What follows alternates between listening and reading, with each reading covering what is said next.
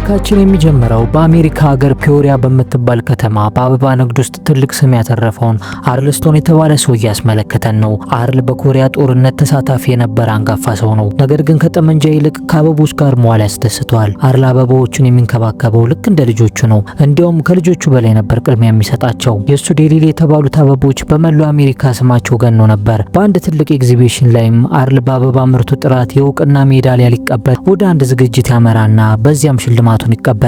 አርልም በኩራት አመሰግናለሁ እያለ ፈገግታውን ያሳያል። ነገር ግን ያቺ ምሽት ለአርል ትልቅ የደስታ ቀን ብትሆንም ለቤተሰቡ ግን የሀዘን ነበረች። ምክንያቱም የልጁ የአይሪስ የሰርግ ቀን ነበር። ሁሉም ሰው ሙሽራውንና አባቷን ይጠብቃል። ነገር ግን አርል የልጁ የሰርግ ቀን መሆኑን ረስቶት የራሱ ግብዣ ላይ ስለነበር ሰርጉን በጭራሽ አላስታወሰውም። ልጁ አይሪስ ተጨናንቃና አፍራ የአባቷን መምጣት ስትጠባበቅ እናቷ ሜሪ ግን እንዲለይላት ብላ አባትሽ አይመጣም፣ ለእሱ አበቦች ከኛ ይበልጡበታል ስትል እውነቱን ነገረቻት። ይህ ለአርል አዲስ ጸባይ አይደለም። ለአመታት ከቤተሰቡ ይልቅ ስራውን ያስፈልጥ ነበር።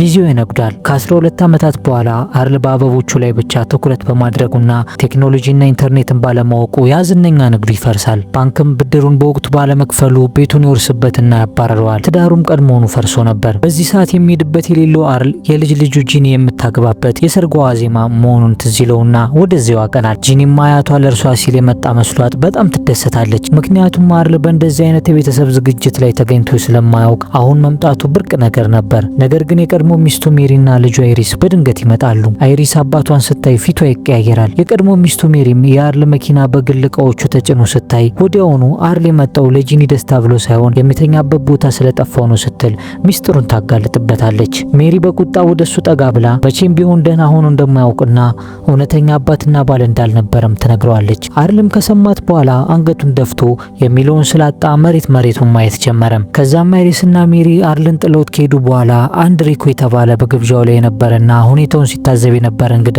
ወደ አርል ይመጣና እሱን ከዚህ ችግር ውስጥ የሚያወጣው ምርጥ ስራ እንዳለው ይነግረዋል። ሪኮ የሜክሲኮ እጽ አዘዋዋሪ ማፊያዎች ቡድን አባል ሲሆን ፖሊስ 80 ዓመት የሞላውን አዛውንት እጽ አዘዋዋሪ ነው ብሎ እንደማይጠረጥረው ስላሰበ ነበር አርልን የመረጠው። ከዛም መኪና መንዳት ይችል እንደሆነና መንጃ ፍቃድ እንዳለው ይጠይቀዋል። አርልም ያሳለፈውን ታሪክ ሲነግረውና መኪና በሚገባ መንዳት እንደሚችል ይነግረዋል። አርል ለዓመታት አሜሪካን በመኪና ሲዞር አንድም የትራፊክ ቅጣት የለበትም። ሪኮም በቃ አንተነ ለዚህ ስራ የተፈጠርከው፣ ስራው ቀላል ነው፣ የሚሰጥህን እቃ ከአንድ ቦታ ወደ ሌላ ቦታ ማድረስ ብቻ ነው ይለዋል። አርልም መኪና መንዳት የልጅነት ጨዋታዬ ነው ብሎ ወዲያውኑ ይስማማል። ግን እቃው አበባ ሳይሆን አደገኛ እጽ መሆኑን ገና አላወቀም ነበር። በማግስቱ አርል ሪኮ ወደ ሰጠው አድራሻ ያመራል። ቦታው ተራ የጎማ መሸጫ ሱቅ ይመስላል። ነገር ግን ውስጡ ያለው ሁኔታ የጎማ ሳይሆን የጦርነት ነበር የሚመስለው። የታጠቁ ሰዎች አርልን ከበውት ስለ መኪናው ሁኔታ ይጠይቁታል። አርል ግን ምን ያስጨንቃችኋል? ዝም ብላችሁ እቃውን ጫኑት ይላቸዋል። አርል ስራውን ለመጀመርም በጣም ጓጉቷል። ማፊያዎቹም ቦታው ላይ ስትደርስ መኪናውን ለአንድ ሰዓት ጥለጥፋ፣ ቁልፉንም እዛው ተወው፣ ገንዘቡም እዚያው ይጠብቃል አሉት። አሉ የተባለው የማፊያዎቹ መሪ እቃው ውስጥ ምን እንዳለ ለማየት እንዳትሞክር ብሎ ሲያስጠነቅቀው አርል ነገሩ ጥሩ እንዳልሆነ ይረዳል። ግን እሱ ችግር አይፈልግም፣ የሚፈልገው ገንዘብ ብቻ ነው። በተመሳሳይ ሰዓት ታሪካችን ቺካጎ ውስጥ ይወስደናል። ኮሊንስ የተባለ አደገኛ መርማሪ ከኒውዮርክ ወደ ቺካጎ የእጽ መቆጣጠሪያ ቢሮ ተዘውሯል። ኮሊንስ ማለት ስራውና ህይወቱ አንድ የሆኑበት ወንጀለኛ ካልያዘ እንቅልፍ የማይወስደው አይነት ሰው ነው። ከዛም የቅርብ ኃላፊው አቀባበል ካደረገለት በኋላ ከባልደረባው ትሬቬኖ ጋር ያስተዋውቀዋል። ኮሊንስ ግን ቢሮ ውስጥ ተቀምጦ ሻይ መጠጣት አልፈልግም በሚል ስሜት ወዲያውኑ ወደ ጎዳና በመውጣት የወንጀለኛ አደኑን ይጀምራል። መርማሪ ኮሊንስ በኒውዮርክ በነበረው ቆይታ በርካታ የእጽ ነጋዴዎችን ቁርስ አድርጓቸዋል። ስለዚህ ቺካጎ ላይ ሲመጣ ማፊያዎቹን ለመለየት ብዙ ጊዜ አልፈጀበትም። በመጀመሪያ መረብ ውስጥ የገባው ሉዊስ ሩዋ የተባለ ማፊያ ነው። ኮሊንስ በዚያው ዕለት የሉዊስ ቢሮ ድረስ ሄደ። ሉዊስ በድንገት የፌዴራል ወኪል ፊት ለፊቱ ሲቆም ልቡ ቢደነግጥም ምንም እንደማያውቀው ነው ከእጽ ጋር ምንም ግንኙነት የለኝም እኔ ንጹህ ነኝ እያለ መማል ጀመረ። ኮሊንስ ግን ነገሩን ቀለል አድርጎ ከኛ ጋር ትተባበራለህ፣ አለበለዚያ ግን ወደ ዘብጥያ ነው የምትወረወረው አለው። ሉዊስም የነበረው አማራጭ ወይ ሰላይ መሆን ወይ ደግሞ እስር ቤት ገብቶ የብረት አጥር መቁጠር ስለነበር ግራ ይጋባል። በሌላ በኩል አርል 16 ሰዓታትን በመንገድ ላይ ካሳለፈ በኋላ ወደ ተባለው ሆቴል ይደርሳል። ለአንድ የ80 ዓመት አዛውንት 16 ሰዓት መንዳት ማለት ከባድ ቢሆንም እሱ ግን በሰላም እየነዳ ደርሷል። እናም አርል መመሪያዎቹን በትክክል ፈጸመ። ቁልፉን ዳሽቦርድ ውስጥ ከቶ ለጥቂት ጊዜ ራቅ ብሎ ሄደ። ከአንድ ሰዓት በኋላ ሲመለስ ያገኘው የገንዘብ መጠን ግን ያስደነግጠዋል። ይህ ሁሉ ለኔ በሚል ስሜት ይገረማል። አርል የአበባ ነጋዴ በነበረበት ወቅት ይህን ያህል ገንዘብ ለማግኘት ሺህ አበቦችን መሸጥ ነበረበት። አሁን ግን ዝም ብሎ በመንዳት ብቻ ሚሊዮነር ሊሆን ነው። በዚህ ማላ እንደሚያውቀው ሰው ቀርቦ ምርጥ አሽከርካሪ ነህ በማለት የንግድ ካርዱን ሰጠውና ተጨማሪ ስራ ከፈለገ እንዲደውልለት ይነግረዋል። ይህ ከሆነ በኋላም አርል ቀደም ሲል የልጅ ልጁ ጄኒን በማሳዘኑ ሊክሳት በማሰብ በሰርጓ ቀን ባለሀብት ሆኖ ብቅ አለ። የምግብ ዝግጅቱን ክፍያ ሙሉ በሙሉ ሸፈነ። ቤተሰቡ አርልም ከየት አምጥቶ እንደከፈለ ቢጠራጠርም ሆዳቸው ግን በምግቡ ደስተኛ ነበር። ከዛም አርል ከቀድሞ ባለቤቱ ከሜሪ ጋር ለመታረቅ መሞከር ይጀምርና የሷን ተወዳጅ ዘፈን በማስከፈት ለዳንስ በመጋበዝ ቂሟን ለማስረሳት ይሞክራል። ነገር ግን ሜሪ በዘፈን የምትታለል ጅል አልነበረችም። አርል ለምንድነው ሁልጊዜ ከኛ ይልቅ ስራን የምትመርጠው ስትል አፋጠጠችው። እሱም ለጥያቄው መልስ አልነበረውም። አበቦች አይጨቃጨቁም፣ ቤተሰብ ግን ለጥያቄዎች ሁሉ መልስ ይፈልጋል አላት። ልጇ ኤሪስን ብትሆን አባቷን ይቅር ለማለት ገና ነበረች። አርል ባገኘው ገንዘብ ሆዳቸውን መሙላት ቢችልም የቆሰለ ልባቸውን ግን ሊጠግን አልቻለም። አርል የመጀመሪያውን ዙር ክፍያ ምን ያህል ጣፋጭ እንደሆነ ሲያይ ባሮጌ መኪናው ፋንታ በአዲስና ዘመናዊ መኪና ሽክ ብሎ ማፊያዎቹ ወዳሉበት ወደ ጎማ መሸጫው ሱቅ ተመለሰም። ካርቴሎቹ አርልን ሲያዩት ይገረማሉ። አርል ግን ገንዘቡ ስለጣፈጠው አሁንም መጽግ ያዘዋወርኩ ነው ብሎ ለማመን ዝግጁ አይደለም። የማፊያዎቹ መሪ አሊዮ ለአርል አንድ አዲስ ስልክ ሰጠውና የሚመጣውን ጥሪ ሁሉ መልስ ብሎ አዘዘው። አርል ግን ግራ ተጋብቶ የራሴ ስልክ እየሰራ ሌላ ለምን ያስፈልገኛል ብሎ ጠየቀ። አርልም ስልኩ በርነር ስልክ መሆኑንና ስራው ሲያልቅ መጥፋት እንዳለበት ሲነግረው ነገሩ አደገኛ የማፊያ ፊልም አይነት ሆነበት። መድረሻው ያው ቢሆንም አርል ግን መፍጠን እንዳለበት ትዕዛዝ ስለተሰጠው የራሱን አዲስ መንገድ መረጠ። ዋና ዋና መንገዶችን ትቶ በኒው ሜክሲኮ ጸጥ ያሉ መንገዶች ላይ ቀስ ብሎ መንዳት ጀመረ። አርል እጽ ያዘዋወረ ሳይሆን የጫጉላ ሽርሽር ላይ ያለ ነበር የሚመስለው። እንዲያውም በመንገድ ላይ ቆሞ ፍራፍሬ መግዛትና ከአካባቢው ሰዎች ጋር መጫወት ጀመረ። ወደ ሆቴሉ ሲመለስም በጣም ዘና ብሎ ስለነበረ እሱም በጥርጣሬ ከሚከታተሉት የካርቴል አባላት ጋር ተኮሳትሮበት ስለነበር ፈገግ በሉ እንጂ እያለ ይቀልድባቸው ጀመር። በተመሳሳይ ሰዓት ቺካጎ ውስጥ ሉዊስ መርማሪዎቹን ለመተባበር እምቢ ማለቱን ቀጥሎ ነበር። ነገር ግን መርማሪው ኮሊንስ የሉዊስን ቤት ፈትሾ ያገኘውን የጦር መሳሪያና እጽ ሲያሳየው ፖሊሶቹን ከመተባበር ውጪ ሌላ አማራጭ እንዳልነበረው ይረዳል። ወደ አርል ስንመለስ ደግሞ ከሁለተኛ ስራው ያገኘው ገንዘብ ቤቱንና ንብረቶቹን ለማስመለስ በቂ ነበር። ከዛም በአንዱ ቀን ጓደኞቹን ለመጠየቅ ጡረታ ወደ ወጡ አንጋፋ ወታደሮች ማዕከል ሲሄድ ቦታውም በእሳት አደጋ ምክንያት ሊዘጋ መሆኑን ይሰማል። አርል ለጓደኞቹ ሲልም አንድ ጊዜ የመጨረሻ ዙር ልንዳ ብሎ ይወስናል። በዚህ ጊዜ ግን ጭነቱ ከወትሮ እጅግ የከበደ ነበር። ግን ውስጡ ምን አለ ብሎ ሲጠይቅ ማንም መልስ አልሰጠውም። ግን ንቁ እንዲሆንና እንዲጠነቀቅ ብቻ ያሳስቡታል። አርልም የተሸከመውን ነገር ላለማሰብ ይሞክራል። ምናልባት ውስጡ ያለው ለመላው ሀገር የሚበቃ ሳይሆን አይቀርም። አርል ግን እንደለመደው አይኑን ጨፍኖ ጭነቱን ለማድረስ መሪውን አጥብቆ ይይዝና ጉዞን ይጀምራል። ግን በመንገዱ መሃል ጭነቱን የማየት ጉጉቱ በጣም ይጨምርና በመጨረሻ መኪናውን አቁሞ ቦርሳውን መፈተሽ ጀመረ። ያየው ነገር በጣም ያስደነግጠዋል። የነበሩት በ100 ኪሎ የሚቆጠሩ እጾች ነበሩ። ልክ በዛው ቅጽበት ፖሊስ በድንገት ይመጣበታል። ፖሊሱም ተጠራጥሮ ስለነበር ወደ መኪናው ተመልሶ አነፍናፊ ውሻ ሲለቅበት አርል በፍጥነት የጥርስ ኮልጌት በእጆቹ ላይ ቀባና ውሻውን አፍንጫውን ያሻሸዋል። በዚህ ጊዜ ውሻው የማሽተት ስሜት ይዳከምና አርል የጫነውን ዕቃ ማሽተት ያቅተዋል። ፖሊሱም መንገዱን እንዲቀጥል ይፈቅድለታል። በተመሳሳይ ሰዓት ቺካጎ ውስጥ ማፊያው ሉዊስ በመርማሪ ኮሊንስ ቁጥጥር ስር ሆኖ የካርቴሉን ሚስጥር ሙሉ በሙሉ እየዘረገፈ ነው። ጭነቱ ወደ ሆቴል እንደሚደርስ፣ ተላላኪው መኪናውን ጥሎ እንደሚሄድ፣ ክፍያውን እዚያው እንደሚቀመጥለት እየተናገረ ሚስጥራቸውን አወጣ። አርል ሶስተኛውን ጉዞ በስኬት አጠናቆ ወደ መኪናው ሲመለስ ያገኘው የገንዘብ ማት ያስደነግጠዋል። ግን ይህን ገንዘብ ለራሱ ሳይሆን የእሳት አደጋ የደረሰበትን ጓደኞቹ ይኖሩበት የነበረውን የአንጋፋ ወታደሮች ማዕከል ለማደስ ይጠቀምበታል። አርል አሁን በጓደኞቹ አይን ባለሀብት ሆኗል። ማዕከሉ በሙዚቃና በሳቅ ሲሞላ ግን የገንዘቡ ምንጭ አደንዛዥ እጽ መሆኑን ማንም እንዳያውቅበት እየጸለየ ነው። አርል ገንዘቡ ጣፍጦትና ስራው ስለቀለለው የለየለት አመላላሽ ሆኗል። በአራተኛውና በአምስተኛው ጉዞ ላይ ያለምንም ስጋት ትላልቅ ጭነቶችን ይዞ ከነፈ። አርል በመንገዱ ላይ የሚመጡለትን ጥሪዎች የሚያስተናግደው በበርነር ስልኩ ከተጠቀመ በኋላ በቆሻሻ መጣያ ውስጥ ይጥላቸዋል። ይህ በእንዲህ እንዳለ ሜክሲኮ ውስጥ ወዳለ የካርቴል አለቃ ላቱን ጋር እንሄዳለን። ላቱን የአርል ብቃትን ሰምቶ ባድናቆት ይገረማል።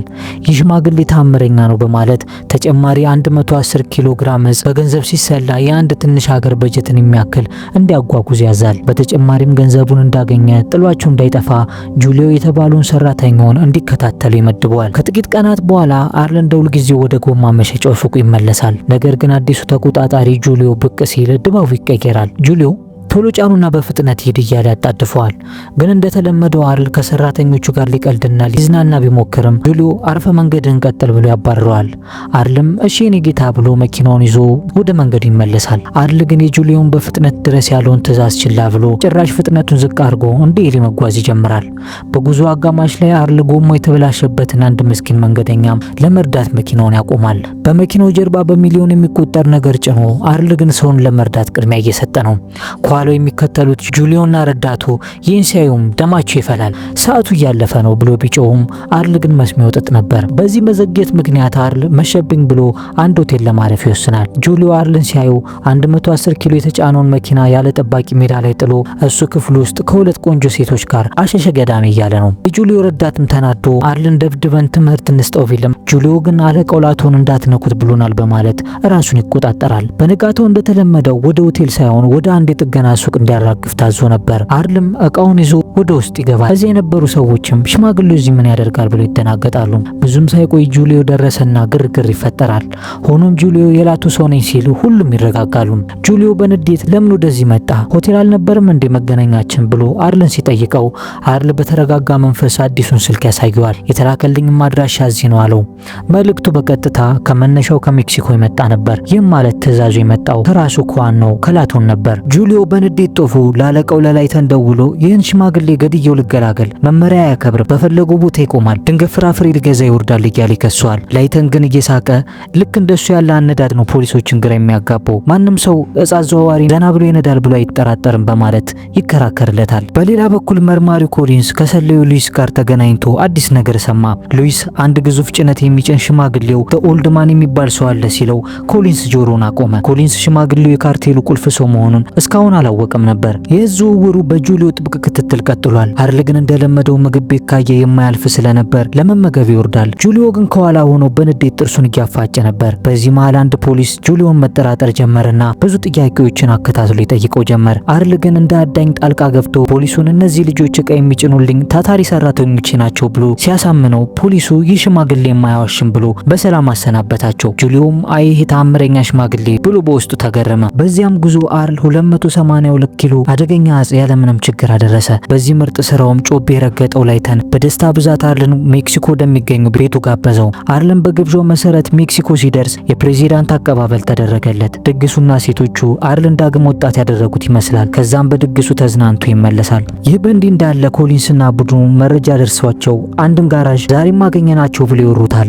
ነገር ግን ያገኙት ጥቂት እጽና ምንም መታወቂያ የሌላቸውን ሰዎች ብቻ ነበር። ከጥቂት ሳምንታት በኋላ አርል በልጅ ልጁ ምርቃት ላይ ይገኛል። ሚስቱ ሜሪ ታማለች። ፊቷ ደህና አይደለም። ልጇ ኤሪስ ደግሞ አሁንም አባቷን አይንህን ላፈር ብላ እንደጠላቸው ነው። ወደ ካርቴሉ መሪ ስንመጣ ደግሞ በሜክሲኮ ውስጥ ትልቅ ለውጥ ተከሰተ። የካርቴሉ አለቃ ላይተን በቅርብ ወዳጁ በጉስታቮ ከጀርባው ተገደለና ስልጣኑን ይቀማል። ጉስታቮ ላይተን በጣም ደካማ ሆኗል። አሁን በኔ ዘመን ሰዓት ማክበርና ትዕዛዝ መፈጸም ግዴታ ነው ብሎ አወጀም። ይህ ማለት ለአርል የመዝናኛው ጊዜ አብቅቶለታል ማለት ነው። በዚህ የስልጣን ሽግግር ምክንያት አርል ራቅ ወዳለ ቦታ ተወስዶ ከእንግዲህ መንገድ ላይ መዘግየት፣ ፍራፍሬ መግዛትና ፖሊሶችን መቃለድ አይፈቀድም የሚል ማስጠንቀቂያ ተሰጠው። ካልሆነ ግን እጣ ፈንታው እንደ ላይተን መቃብር መውረድ መሆኑ ተነገረው። አርል በዚህ ሰዓት የቀድሞ አለቃ ይሻለኝ ነበር፣ ቢያንስ እሱ ድግስ ግን ይጋብዘኝ ነበር ብሎ አሰበም። አርልም በፍርሃት ወደ ስራው ተመለሰና ወሬ ቀንሶ እቃውን ቶሎ አስጭኖ በሰዓቱ መንቀሳቀስ ጀመረም። በሌላ በኩል ሰላዩ ሉዊስ ሽማግሌው አርል ወደ ሆቴል እንደሚመጣ ለኮሊንስ ይጠቁመዋል። ኮሊንስና ቡድኑ አድፍጠው ሲጠብቁ አንድ ሽጉጥ የያዘ የሰማይ ስባሪ የሚያክል ሰው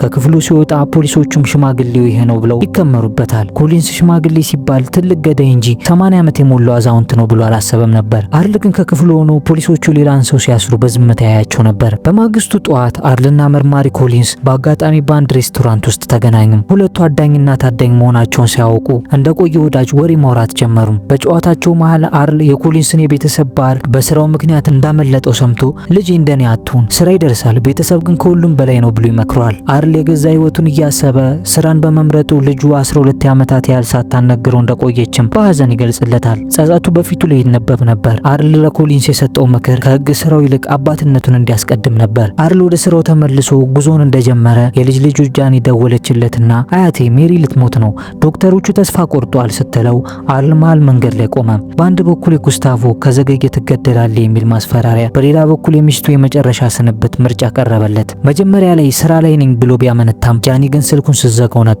ለ80 ዓመታት ያህል ለስራ ስሮጥ ቆይቻለሁ፣ አሁን ግን ይበቃኛል ብሎ መኪናውን አዞረ። አርል መኪናውን ሲያዞር ያ ግዙፍ ጭነት ወደ ፖሊስና ወደ ወንበዴዎቹ ጥይት እየገባ መሆኑን ቢያውቅም ለቤተሰቡ ግን የ80 ዓመት ዕዳውን ለመክፈል ወስኖ ነበር።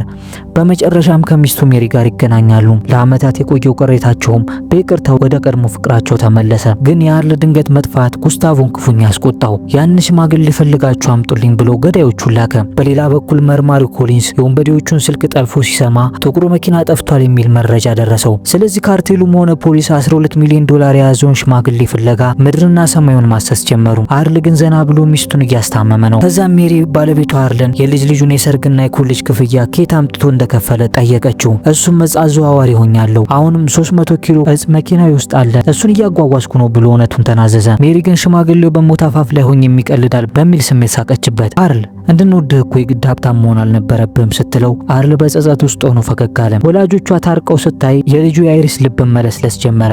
ለ12 ዓመታት ያላነጋገረችውን አባቷንም ይቅር ብላ ታዋረዋለች። አርልም ከቤተሰቡ ተነጥሎ ላመለጡት ጊዜያት ሁሉ ከልቡ ይቅርታ ጠየቃት። በመጨረሻም ግን በአሳዛኝ ሁኔታ የሚስቱ ሜሪ የጤና ሁኔታ ተባባሰ። አርልም እጇን ይዞ አጠገቧ ተቀመጠ። ሜሪም አርል በመጨረሻ አብረኝ በመሆን ደስተኛ ነኝ አለችው። አርልም ፍቅሩን ሲገልጽላት ሜሪ የመጨረሻ እስትንፋሷን በሰላም ተነፈሰች። ሜሪ በሰላም ስታርፍ አርልም የመጨረሻውን የሞት ሽረት ትንቅንቁን ለመጋፈጥ ተዘጋጀ።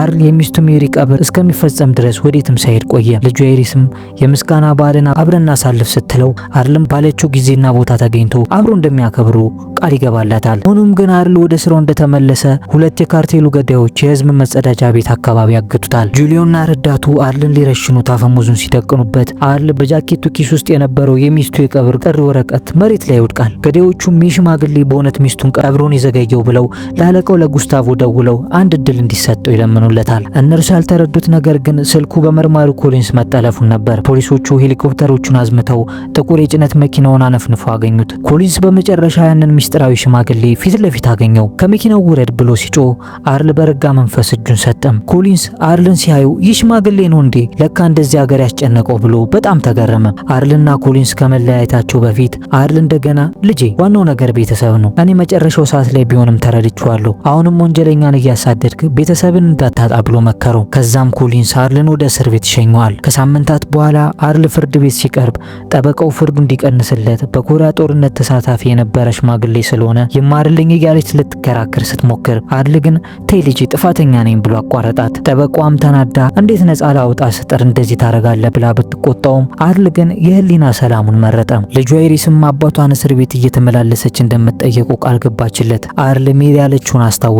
ቤተሰብህን ለመውደድ እኮ የግድ ሀብታም መሆን አልነበረብህም ያለችውን። አሁን አርል በፌዴራል እስር ቤት ውስጥ ሆኖ የሚወዳቸውን አበቦቹን እየተንከባከበ ነው። አርል አሁን ደስተኛ ነው፣ ምክንያቱም አበቦቹ አብሮት ናቸው። እሱም ተላላኪ መሆን ስራው አብቅቷል። ፊልም የሚያስተላልፈው ቁም ነገር ግልጽ ነው። ለምንወዳቸው ሰዎች የምንሰጠውን ጊዜ በገንዘብና በስኬት ከለወጥን ስህተታችንን በጣም ዘግይተን ስንረዳ ያ ሁሉ ስኬታችን ትርጉም አልባ ሆኖ ይሰማናል። ይህ ኢትዮ ፊልም እስኪዮጊ ጋር ነው። እነዚህን የመሳሰሉ ምርጥ ፊልሞችን ወደ እናንተ ለማቅረብ ፊልሙን ከማየት ጀምሮ የትረካ ጽሑፍ ጽፎ ኤዲት አድርጎ ወደ እናንተ ለማድረስ የቀናት ጊዜያትን ይፈጅብናል። እናንተ ግን ላይክ እና ሰብስክራይብ ለማድረግ ሀሳባችሁንም ኮሜንት ላይ ለመጻፍ ሰከንዶች ብቻ ነው የሚፈጅባችሁ። የምንሰራቸው ስራዎች ከተመቿችሁ ላይክ፣ ሼር፣ ሰብስክራይብ በማድረግ ሁሌም አብረን እንሆን። ስለተመለከቱን ከልብ እናመሰግናለን።